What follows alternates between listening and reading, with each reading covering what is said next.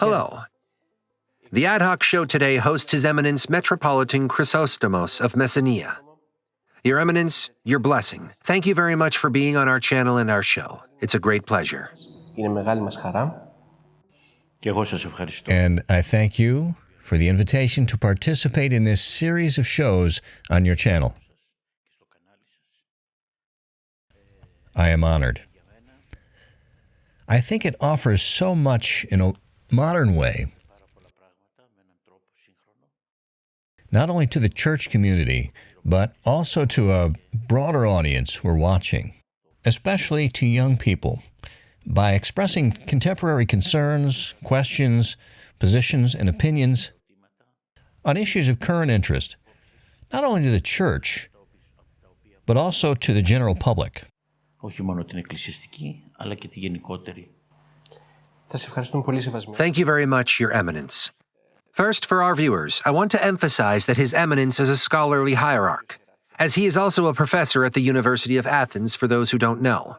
In addition to his influential activities and his years of experience as a bishop, I think we can conduct a dialogue that will illuminate many varied aspects. To begin, Your Eminence, we would like to begin with a topic that is widely discussed and is of great immediacy and importance for our society. There is currently a war within the European map, relatively close to us, with significant social and ecclesiastical implications. This is an issue which starts at a political level, and I think we are also concerned as a church. We'd like you to address this issue and provide us with your reflections on the various aspects it encompasses.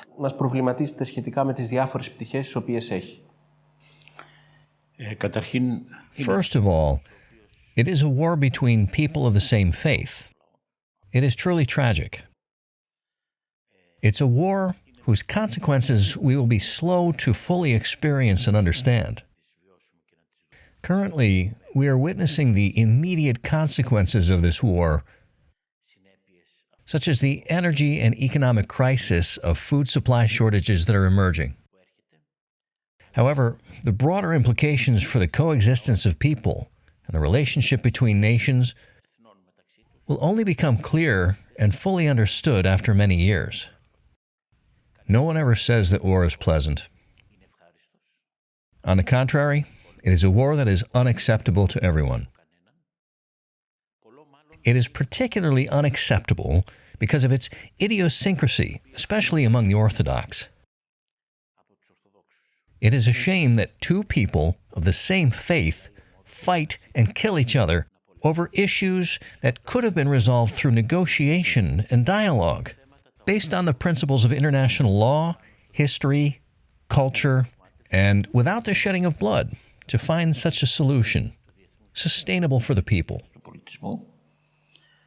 Και χωρίς καμία αιματοχυσία να βρεθεί μια λύση τέτοια βιώσιμη για τους λαούς. Δυστυχώς. Unfortunately, the choice made by those in power was warfare, which, as you can see, has directly caused terrible consequences in the world, in society, in people's relationships, and of course for Ukraine today, as well as for Russia, I believe.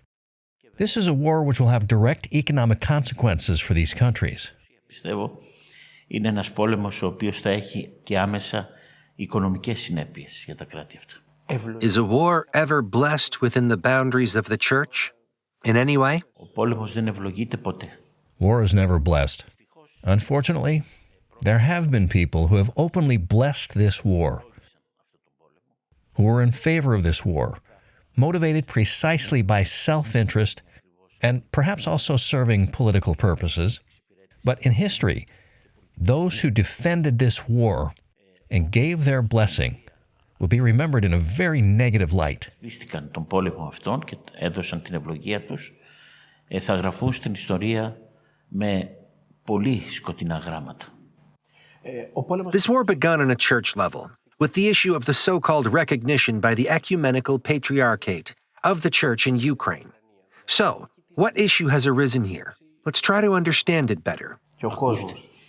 The Ukrainian issue from an ecclesiastical point of view and the Ukrainian issue from a political point of view are just the tip of an iceberg beneath which lies a Russian ideology called and characterized as the Russian world. What is this ideology? We must acknowledge that it was founded and established by the Patriarch of Moscow himself. It is an anti-Western ideology where everything Western is considered sinful and therefore rejected. Είναι αμαρτωλό και άρα απορρίπτεται. Είναι μια ιδεολογία εθνικού. It is also an ideology of national expansionism, even at the ecclesiastical level. Observe how the Moscow Patriarchate is acting by creating ecclesiastical satellites within the Orthodox family, or by creating dependencies which leads to schismatic situations within various Orthodox churches with the ultimate aim of substituting and replacing the ancient Church of Constantinople with the Church of Moscow. Σκοπό να πετύχει την υποκατάσταση και την αντικατάσταση της πρωτόθρονης εκκλησίας της Κωνσταντινούπολης από την εκκλησία της Μόσχας. Αυτό στηρίζεται πάνω σε μία αντίληψη πανσλαβισμού. This is rooted in a concept of pan-Slavism, which developed in the late 18th and early 19th centuries, and with purely ethnophilic motives as well. In the 19th century, Russia already considered that as Holy Russia, it could impose itself in any way on the other Orthodox churches. Στις υπόλοιπες Ορθόδοξες εκκλησίες. We should also remember that Russia considers, both ecclesiastically and politically, that Ukraine is a part, along with Russia and Belarus, of what is now designated as Russian land and tradition. Ως ρωσική γη και παράδοση. Επίσης, Also, we should not forget that the Moscow Patriarchate, with its charter, which was passed by their Holy Synod in the year 2009, has also created a new phenomenon of expansionism characterized by the following examples. το οποίο χαρακτηρίζεται με τα εξής δεδομένα, από τα εξής δεδομένα. Ποια? Κάθε μνημείο... Any Russian monument in any part of the world is considered the territory of Russian Church and the Russian nation. Do you understand what this implies? Wherever the Russians passed and left a monument is now claimed as under the jurisdiction by the Russian political, ecclesiastical, or secular power. Πολιτική, εκκλησιαστική ή κοσμική εξουσία. Αυτό είναι μια άλλη μορφή διάβρωσης. There is another form of ecclesiastical and political corrosion that we need to pay very close attention to, and it should be a cause for significant concern. Furthermore, the concept of the so-called Holy Russia is not cultivated only within Russia, but also in its relations with other states, with the claim that Russia is the only one that can represent an unadulterated Orthodox way of life.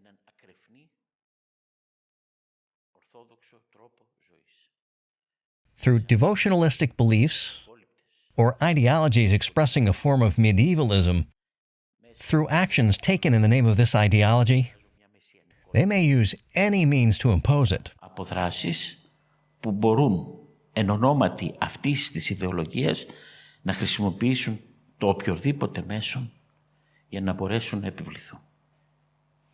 The attitude of the Russian delegation was typical throughout the preparation of the Holy and Great Council, which took place in 2016. They were trying, within the text titled The Mission of the Orthodox Church in the Modern World, to introduce elements of this ideology they had created, called Russian World. They tried to insert paragraphs into the text justifying and seeking universal acceptance of the idea that everything Western is sinful. I remind you that Sakharova, the spokeswoman of the Russian government, calls the West the devil. Σας υπενθυμίζω ότι η Ζαχάροβα, η εκπρόσωπος τύπου της ρωσικής κυβέρνησης τη Δύση τη χαρακτηρίζει σατανά. Και το δεύτερο, ότι θα πρέπει... The second point is that they proposed adopting the view of a holy war when that war is related to the nation and to faith. Of course, the other Orthodox churches didn't accept such notions.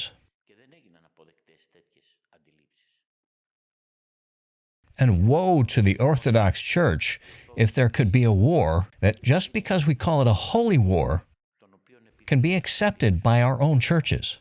Μπορεί να γίνει αποδεκτός από τις ίδιες τις εκκλησίες μας. Obviously, we don't believe there to be a true battle between the West and the East, or such a divide. Ούτε αντιπαλότητα υπάρχει μεταξύ Δύσης και Ανατολής. Nor is there any rivalry between the West and the East, nor any treacherous process, or the East influencing the West. These things are clear. We know our tradition, we know our roots, we know where we come from and who we are, and we have nothing to fear. Και δεν μπορούμε να φοβηθούμε για τίποτα. Ειδικά όμως εδώ βλέπουμε στην Ελλάδα, Especially in Greece, we see that through many propaganda efforts, and perhaps due to historical reasons, there is a large portion of people who adopt this pro-Russian tendency, both on the issue of the war and the issue of Ukraine, and maybe they don't realize, and that they are participants in these kinds of propaganda processes. διαδικασία. Χρησιμοποίησατε μια λέξη που ονομάζεται προπαγάνδα. You used the word propaganda, and you should know that throughout history, the Russians have been experts in what is called propaganda. They exploit the fact that they share a similar culture and the same faith, and exploit the religiousness in the conscience of the Greek people, and their respect to orthodoxy, to try and corrode Greek society and the church, of course. Προσπαθούν να διαβρώσουν την ελληνική κοινωνία και τον εκκλησιαστικό χώρο βέβαια. If you consider that today there are about 26 websites that are directly or indirectly controlled by Russian propaganda, and that there is a daily press supporting this Russian propaganda, you understand the implications for a country like ours. Παγάνονται τη ρωσική, καταλαβαίνετε τι γίνεται μέσα σε μια χώρα, στη χώρα μας. Δεν υπάρχει... There is no doubt that we live in a democratic state, and everybody can go out and express their views. I don't deny that there may be monasteries and clergymen who hold a particular stance, but it's one thing for me personally to believe that I should accept what the Russian church says and how it justifies itself, and another thing entirely for me to become the mouthpiece or a vehicle for projecting and enforcing such notions. Το οποίο θα προβάλλω και θα επιβάλλω τέτοιου είδους αντιλήψεις. It's essentially a network. Exactly, that's what I'm telling you. The 26 websites include some of the monasteries on Mount Athos and some outside Mount Athos. Of course, the reasoning and what's behind all of this, I'll let people read between the lines to understand what is happening. Όλη αυτή η στάση βέβαια This entire approach, as we obviously understand, is completely anti-ecclesiastical. Look, since the whole Orthodox Church in 1879 rejected and viewed the ideology of ethnophilatism as heresy, you understand that from now on, everything we say and do in the Orthodox space cannot align with anything related to the concept of a nation. And where this concept corrupts ecclesiology, distorts the ecclesiastical character and identity of the Orthodox Church. Και που αυτή η αντίληψη να αλλοιώνει την εκκλησιολογία, να αλλοιώνει τον εκκλησιαστικό χαρακτήρα και την ταυτότητα της Ορθόδοξης Εκκλησίας. Κανένας δεν είπε ότι... No one said that one should not hear the liturgy in their own language. No one said that believers should not follow their local customs and traditions, wherever they may be. But that doesn't mean that such respect implies the creation of corresponding communities with an ecclesiastical structure that appears as an antithesis to a canonical church. Εκκλησιαστική τέτοια που να εμφανίζεται ως ο αντίπος ή ο αντίποδας σε μια κανονική εκκλησία. Να σας ρωτήσω και κάτι άλλο, σαν συνέχεια. Let me ask you something else, as a follow-up to all this. As a personal estimation, You may know more than I do. Do you think it would ever be possible for the Russian Church to create a Russian exarchate here in Greece and claim people who might be either disgruntled or dissident or something similar to what's happening right now in Alexandria? Because that's what we're observing right now. αυτή τη στιγμή. Επειδή στην Ελλάδα Since in Greece, the relationship between church and state is well defined both constitutionally and within the context of religious community law. Dependencies or an exarchate cannot be created in the same way and with the same ease that they were created with the Patriarchate of Alexandria. I am talking about Greece. What can be done, for example, in Turkey, which has announced that there will be such a dependency, or what happened in Alexandria, is no coincidence that they chose to carry out the first experiment in Alexandria, knowing that there is no framework for church-state relations there. It is made up of a group of countries where anyone can establish a community. Maybe there is no legal framework for the operation and recognition of religious communities as it exists in Greece. I'm not sure. But here, it is not easy for something like that to be done on the part of Russia.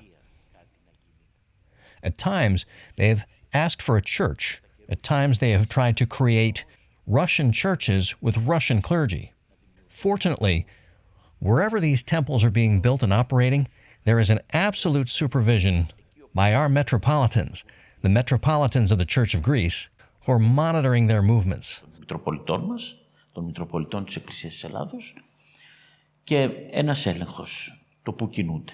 Πάντως αυτή η τάση However, doesn't this trend remind us of the Uniates, the Eastern Catholic churches? Is it an exaggeration to say that? Λίγο τραβηγμένο. Okay, it's a bit far-fetched. It's not similar to the Uniates, but it is a willingly yet uncanonical process of a model of ecclesiology that is outside the boundaries and identity of the Orthodox Church. Από τα όρια και τα στοιχεία ταυτότητας της Ορθόδοξης Εκκλησίας. αυτό ίσως το πρόβλημα το οποίο συζητάμε. This problem we are discussing may have expanded, and we could face difficult times in the future. Perhaps from a general lack of trust that exists in the church, from the faithful people I'm talking about. And in the hierarchy, we have seen it even in the last few years when we had all these difficulties with the pandemic. We saw a significant amount of criticism. Now, how much of this was in good faith or within ecclesiastical boundaries is something I would like you to clarify for us. Θα θέλαμε λίγο εσείς να μας το απαντήσετε. Καταρχήν,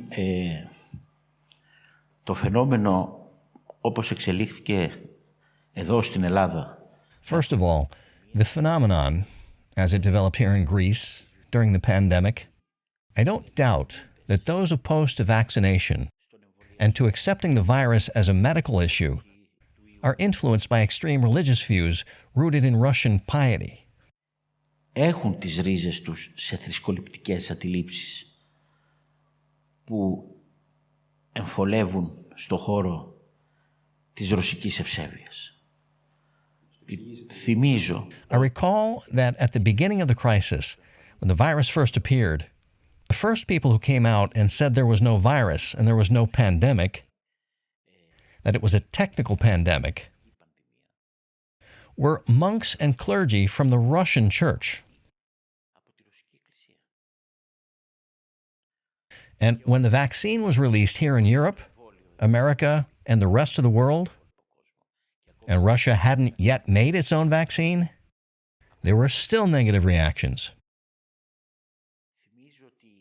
I recall there was an emergency meeting between Putin and Patriarch Kirill where the situation immediately took a different turn. And the Russian church announced that you had to be vaccinated, you had to wear a mask, you had to be careful. But the damage was already done. The wrong seed had already been sown in Europe, and especially Greece. That's why the anti-vaccine movement and all the misinformation circulating about the virus, created several cells and nuclei within Greece. These reactions were intensified when it became clear that the virus was serious and people started dying every day, so they couldn't justify their stance. Of course, foolish people will always be foolish. They'll come out and say nonsense to justify themselves. But this led to a decline in the entire movement against vaccination and the idea that there's no virus and that it's a fake virus. It's a technical virus. Αλλά αυτό δημιούργησε μία ύφεση σε όλο αυτό το κίνημα, το αντιεμβολιαστικό και το μη, ότι δεν υπάρχει κάποιος ιός και ότι είναι ψεύτικος ιός, είναι τεχνικός ιός. Και βεβαίως τώρα καταλαβαίνετε όλοι ότι...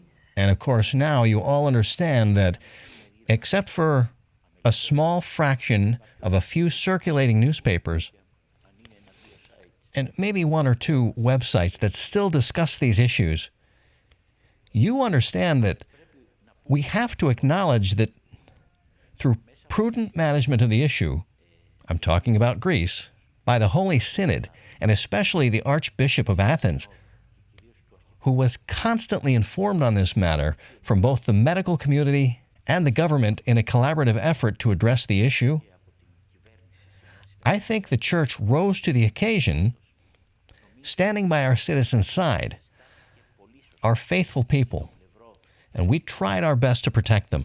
I'm not saying there were no reactions. I'm not saying there weren't. Those who were shouting are shouting and will continue to shout and disagree. But what matters is the Church to be a bearer and protector of life, not death. Είναι η Εκκλησία να είναι φορέας και προστάτης της ζωής και όχι του θανάτου. Άρα βλέπετε ουσιαστικά στα δύο. So we see essentially in the two themes that they are moving together. Κοιτάξτε, η τάση... Look, the stance of the Russian Church and Russian politics to dominate as many countries and churches as possible in the European area, and now the special interest in Africa that was recently expressed but has always existed, is in any form of reaction related to the functioning of institutions, and especially reaction to manifestations that have the meaning of, I'm trying to think of a word that our listeners can understand. Anything that functions institutionally and creates cohesion within a body. The method is to break down that cohesion and unity so that through that deconstruction they can penetrate. Θεσμικά και δημιουργεί μέσα σε ένα σώμα μια συνοχή, η μέθοδος είναι να διασπάσουμε αυτή τη συνοχή και την ενότητα. Για να μπορέσουμε μέσα από αυτή την αποδόμηση να εισχωρήσουμε. Καταλαβαίνετε λέτε. Αναφερθήκατε... I see what you're saying. You referred to this pietistic, as you called it, trend. What is driving it here in Greece? Who are these people who fall into these traps? Κοιτάξτε, καταρχήν πρέπει να ξέρετε ότι ο ελληνικός... Look, first of all, you have to know that the Greek people, and people in general, do not have the theological criteria necessary to judge whether something is right or wrong. So, there are some who express an, quote-unquote, authority within the church and try to replicate the official church and the Holy Synod. Through this process, they become the spiritual fathers of a movement, which, of course, does nothing but use some people ideologically, directing them through abstract notions of magic, extreme religious views, which is where I think they are rooted. Αντιλήψεις μαγείας, θρησκοληψίας, μεταφυσικών διαστάσεων μάλιστα, εκεί που εκείνοι νομίζουν. Γι' αυτό πιστεύω... So, I think the faithful should trust their bishop and trust in the Holy Synod and the Archbishop for what we say and what we preach to the world. Because our criterion, and the criterion of the Church in general, is not to create followers, nor to create situations that direct the minds and thoughts of men.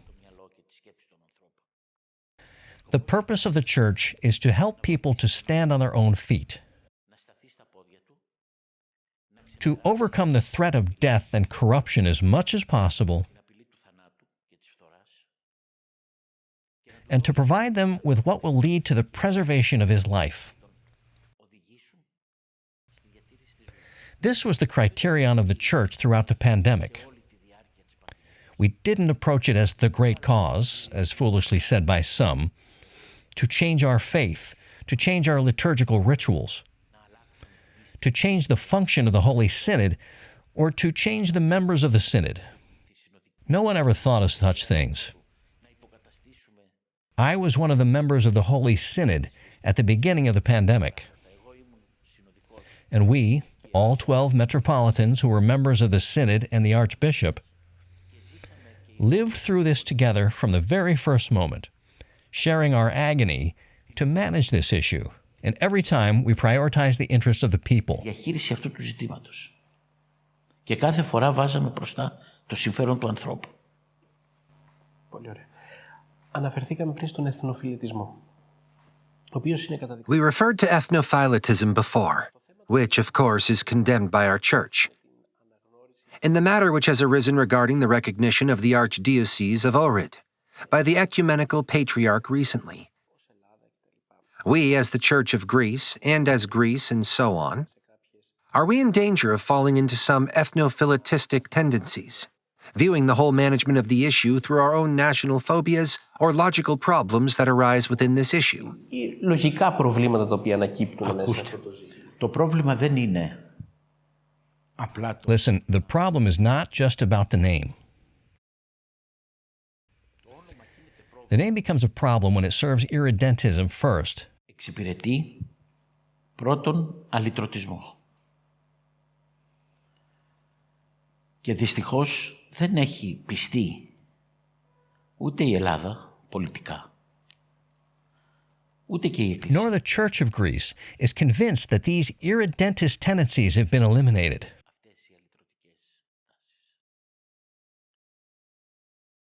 I ask, leaving aside the main Macedonian Church, which is an ecclesiastical issue today, can someone tell me what is the structure, root, and etymology of this linguistic form called Macedonian language?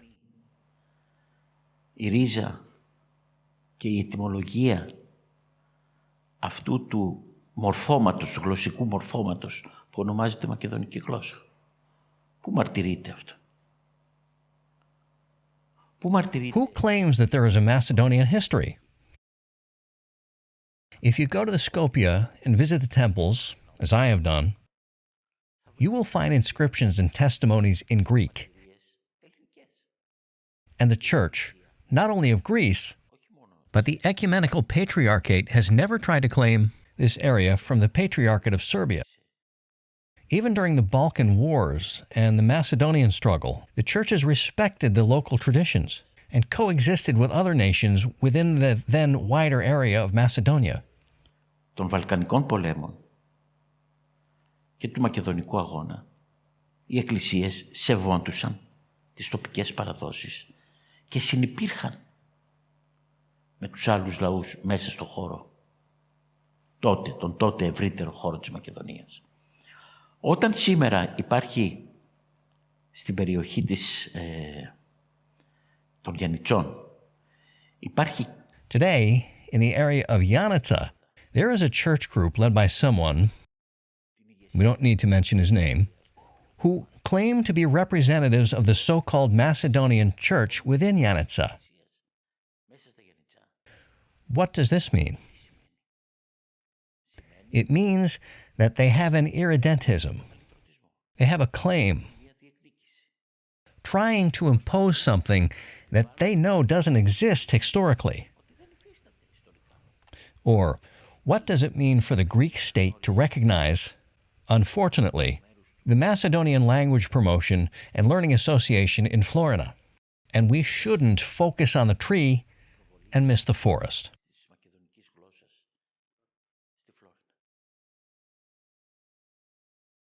We have to see the forest in its entirety. Είναι ένα στοιχείο του προβλήματος. Και θα πρέπει να μην δούμε το δέντρο και χάσουμε το δάσος. Πρέπει να δούμε το δάσος στην ολότητά του. Γι' αυτό Και δεν πρέπει So we shouldn't rush to conclusions. To demonstrate our acceptance of the Church of Skopje, under the terms that it wishes to impose and present to us, που εκείνη θέλει να μας επιβάλλει και να μας υποδείξει. Αυτό δεν έχει this has nothing to do with recognizing it as a regular church in the traditional ecclesiastical sense.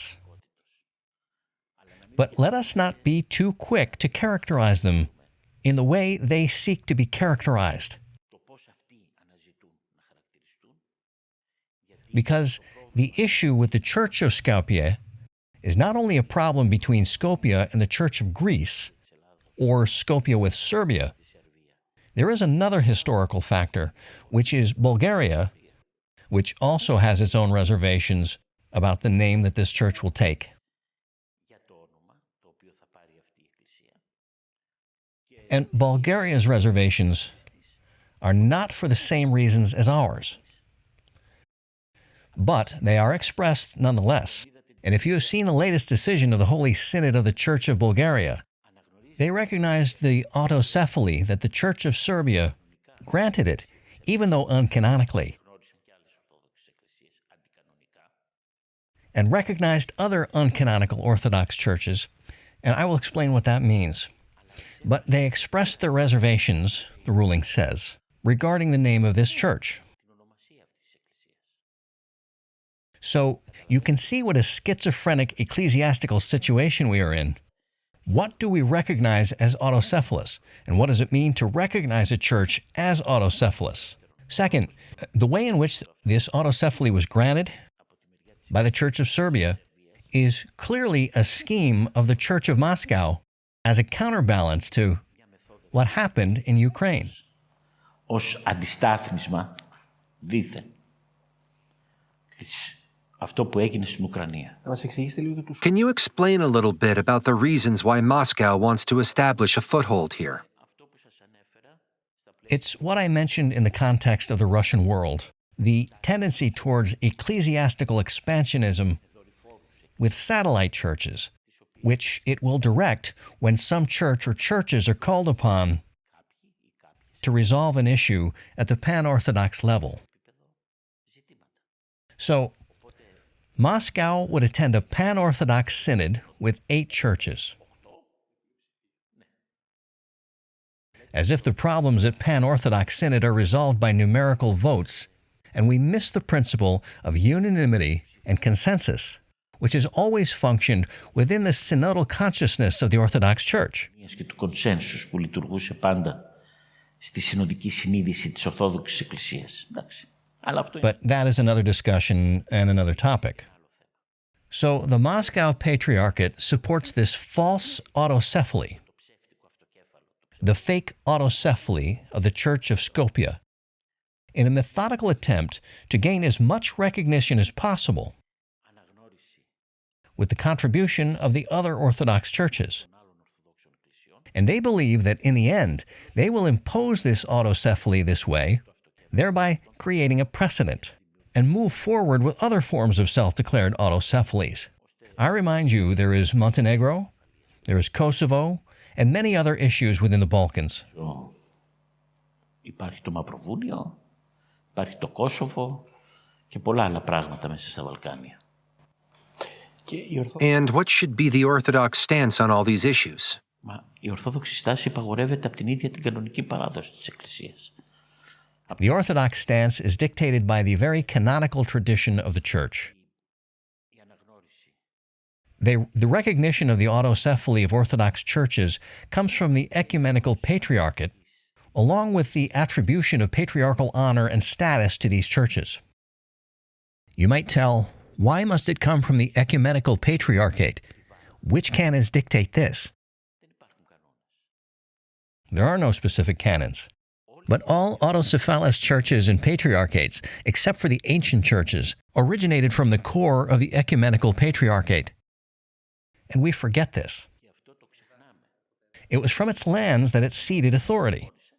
Therefore, except for the ancient pentarchy, all other churches are considered daughter churches to the mother church, and only the mother church, due to this sacrificial movement of offering, can attribute and recognize autocephaly. Εξαιτίας αυτής της θυσιαστικής της κίνησης προσφοράς, να αποδίδει και να αναγνωρίζει αυτοκέφαλα. Και η Ρωσία δηλαδή. Does Russia fall into this group? Of course, even Russia. In the 16th century, Russia did not establish its patriarchate on its own, but it was the ecumenical patriarchate that offered the patriarchate status, just as it did in Bulgaria and Romania and everywhere else. The only church that has synodal autonomy and did not originate from the parts of the ecumenical patriarchate is the Church of Cyprus, which was independent and autonomous from the Patriarchate of Antioch. But it was never questioned. There, of course, the Church of Russia used different methods to exert influence and create a satellite out of the church in Cyprus. Although they could not achieve this, they tried to control the election of certain hierarchs. They attempted interventions to create pillars of influence based on the principle of Russian propaganda on the island. Of course, at some point, they realized that all of this would not thrive, and so they withdrew. They walked away. Κατάλαβε κάποια στιγμή ότι όλα αυτά δεν θα ευδοκιμήσουν και δεν ευδοκίμησαν και γι' αυτό έφυγε και πήγε στην άκρη. Απεχώρησε. Τώρα, γιατί υπάρχει αυτό το μεγάλο πρόβλημα στην Ουκρανία. Το Κίεβο. Now, why is there such a big problem in Ukraine? Kyiv, which no one disputes is the origin of what is now called the Church of Russia, etc. Even though this happened, Kiev belonged to the ecumenical patriarchate, and for political and geographical and historical reasons, the patriarchate ceded it to the Church of Russia under certain conditions. Και ιστορικούς, το Πατριαρχείο το παρεχώρησε προς την Εκκλησία της Ρωσίας με κάποιους όρους. Those conditions were twofold. The current Metropolitan of Kiev would be elected by a clerical assembly of Ukraine in Kyiv. And second, the ecumenical patriarch would be commemorated by the Metropolitan of Kyiv. Neither of these two conditions were met. The Metropolitan of Kiev is elected by the Synod of the Church of Russia and commemorates the Patriarch of Moscow. This may have been perceived by the Russian Church as a de facto recognition of its sovereignty. But in the realm of the Church, time has no meaning. The canonical status of churches is not tainted regardless of how many years pass. Στον χώρο της Εκκλησίας, ο χρόνος δεν έχει καμιά σημασία. Δεν αλλοιώνονται τα κανονικά στάτους των εκκλησιών όσα χρόνια και αν περάσουν. Και έτσι λοιπόν, το Οικουμενικό... And so, the ecumenical patriarchate decided that this church should now acquire its own autocephaly, just like many other churches that, we must admit, did not have the conditions to become autocephalous, but the ecumenical patriarchate established them and recognized them as autocephalous churches, and it was the ecumenical patriarchate that determined when the time was and how this was to be done in accordance with the proper procedures and canons. What was the proper and canonical way? First, the internal unity of the Church of Ukraine had to be restored because there had been too many schismatic groups over time. This was addressed by exercising their petition for appeal to the ecumenical patriarchate as prescribed by the canons. And the ecumenical patriarchate, in the spirit of philanthropy and canonical economy given the specific circumstances, accepted and acknowledged the canonical status of all these schismatics and created a synod including all of them, to which the Russian Metropolitan Onufrios of Kiev was invited to. Despite the invitation, he did not attend. As a result of this synod, the new prelate, or head of the Church of Ukraine, was elected. If the Church of Moscow had been wise enough to allow Onufrios to attend, Onufrios would be the head of the autocephalous Church of Ukraine today, because Onufrios had the majority vote of the bishops who voted for the new archbishop and would have won the election. Unfortunately, he chose not to.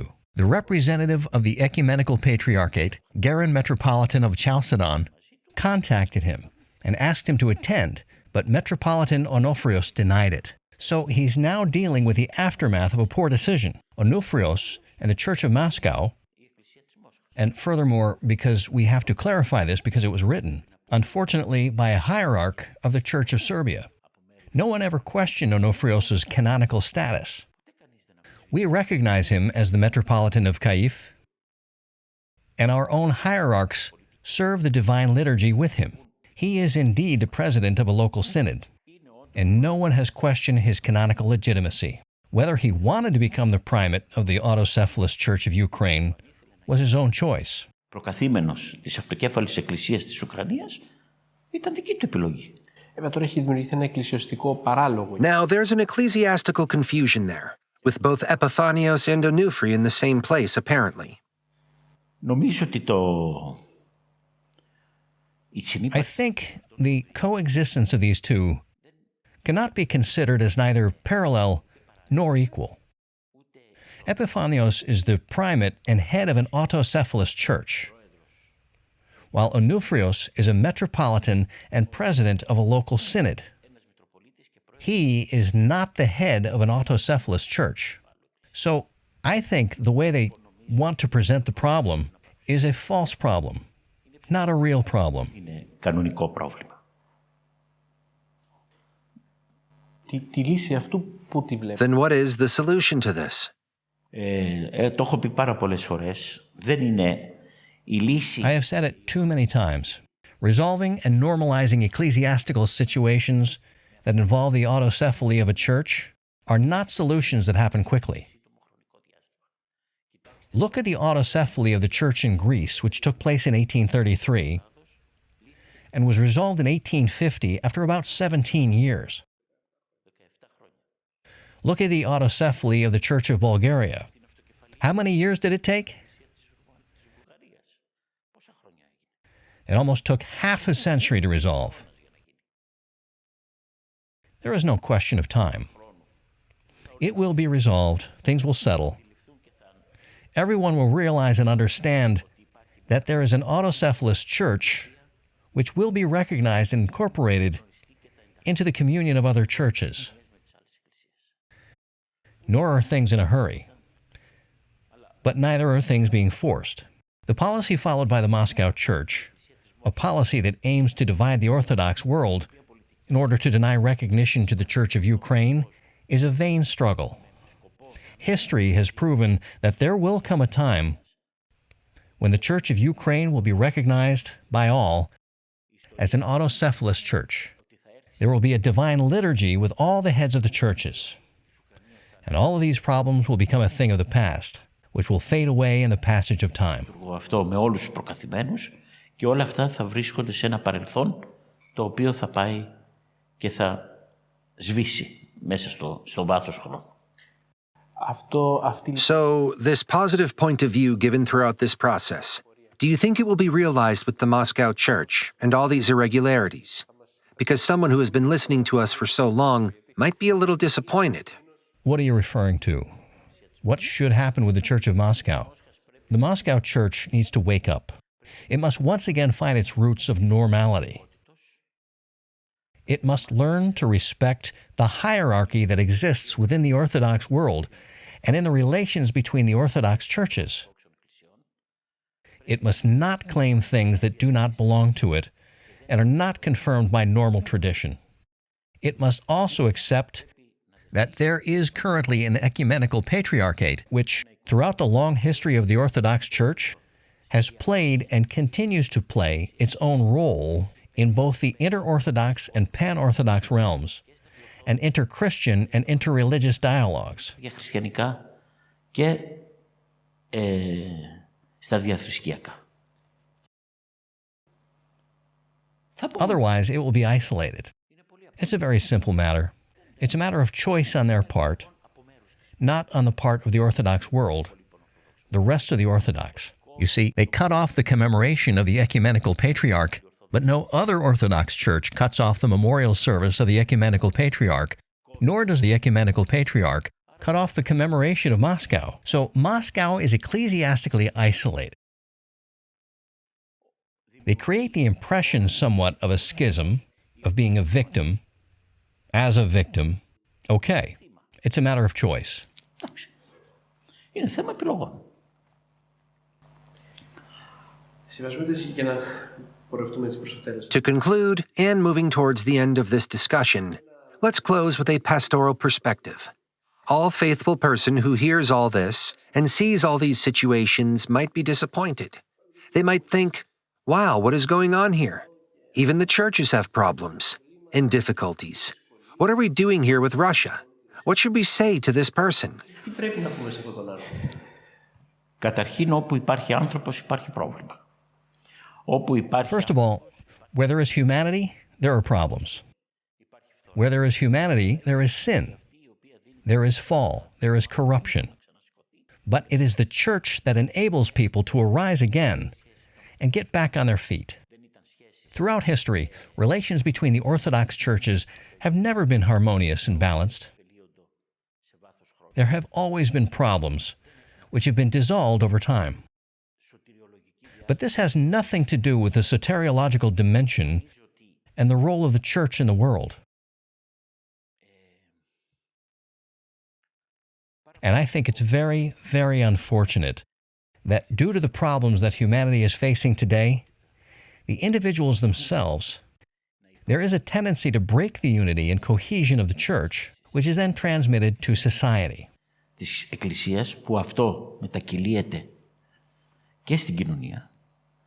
Και να μην δίνουν οι εκκλησίες. It's also bad that the churches do not use their unity to express the message of hope to modern humanity. You see that we are living in times of daily crises, moral crises, social crises, economic crises, identity crisis, crises in human relations, both within the family and beyond. And the church must make its own mark, not on whether what we are experiencing as a crisis is good or bad, but on how we will navigate through it as human beings in our relationship with others. Αλλά πώς θα το ξεπεράσουμε ως άνθρωποι, στη σχέση μας με τους άλλους ανθρώπους.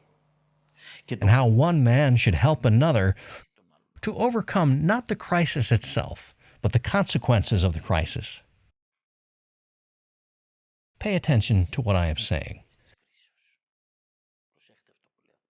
Crises cannot be handled by individuals. Crises are managed by the state or by those who create them, but the consequences of the crisis need to be managed by individuals. And here, the churches must provide their own message of hope, using language that is more understandable. Hope is a more suitable word than resurrection. It may be something very important for us, and it is. It has a lot of meaning. But for ordinary people, talking about resurrection while seeing death around them is somewhat of an oxymoron on level of an ordinary human being.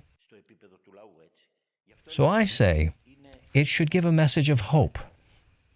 We live in a very difficult time, in a postmodernism era. What does this mean?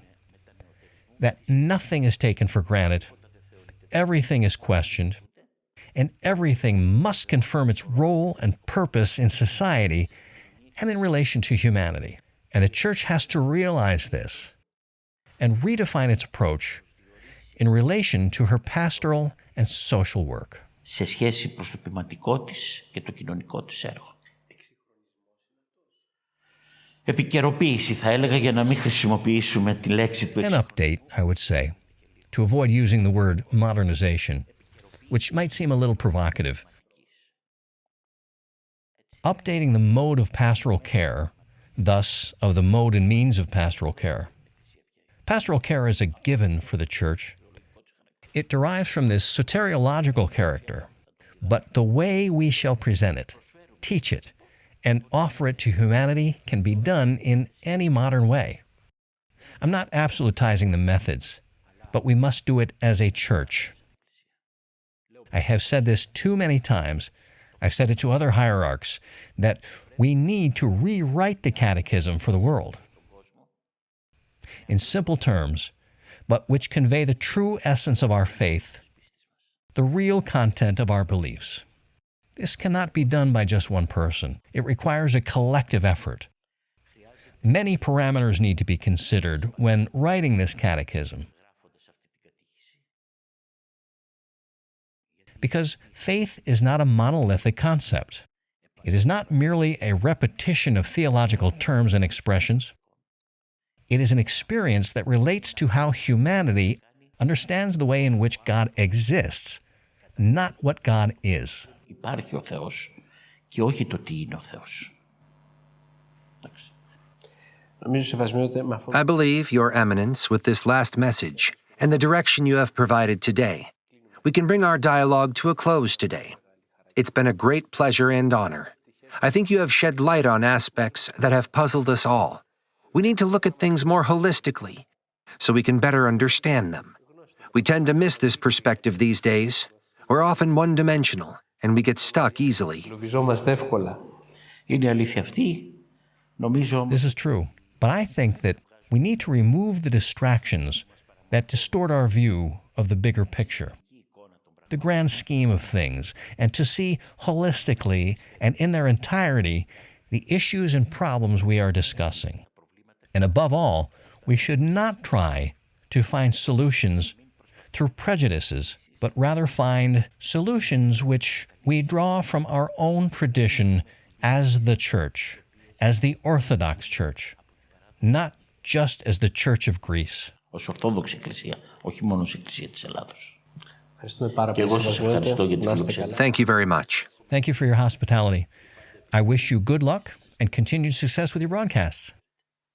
Goodbye.